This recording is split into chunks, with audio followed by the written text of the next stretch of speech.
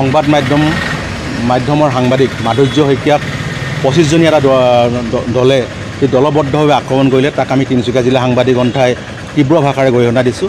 আৰু অতি দুৰ্ভাগ্যজনক কথা যে ৰাজ্যখনত এক অসহিষ্ণু পৰিৱেশ সৃষ্টি হৈছে আৰু এয়া ৰাজ্যখনৰ কাৰণে এটা শুভ লক্ষণ নহয়, আইন শৃংখলাৰ কাৰণে এটা শুভ লক্ষণ নহয়। ভাবোঁ যে এটা আইন শৃংখলাজনিত পৰিৱেশ বিনষ্ট হোৱাৰ দৰে এটা ঘটনা সংঘটিত হৈছে। চৰকাৰে আচলতে আইন হাতত তুলি লোৱাসকলৰ বিৰুদ্ধে কঠোৰ ব্যৱস্থা গ্ৰহণ কৰিব লাগে, যাতে কোনেও আইন হাতত তুলি ল'ব নোৱাৰে। যিহেতুকে যিকোনো ধৰণৰ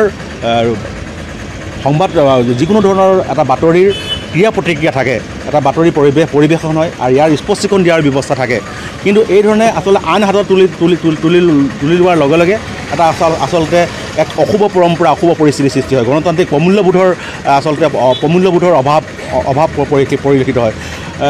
অসমত আচলতে সাম্প্ৰতিক সময়ত সংবাদ মাধ্যমৰ বিয়ক্তি অকল এই মাধুৰ্য শইকীয়াৰ ঘটনাই নহয়, বিগত কিছুদিনৰ পৰা যথেষ্ট সংখ্যক সংবাদ মাধ্যমৰ লোকক আক্ৰমণৰ দৰে ঘটনা, নিগ্ৰহৰ দৰে ঘটনা সংঘটিত হৈছে।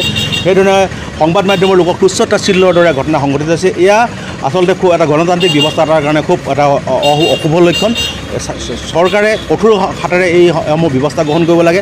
আইন হাতত তুলি লোৱাসকলৰ বিৰুদ্ধে কঠোৰ ব্যৱস্থা গ্ৰহণ কৰিব লাগে, যাতে কোনেও আইন হাতত তুলি ল'ব নোৱাৰে। আৰু মাধুৰ্য শইকীয়াক যিসকলে আক্ৰমণ কৰিছে সেইসকলক আমি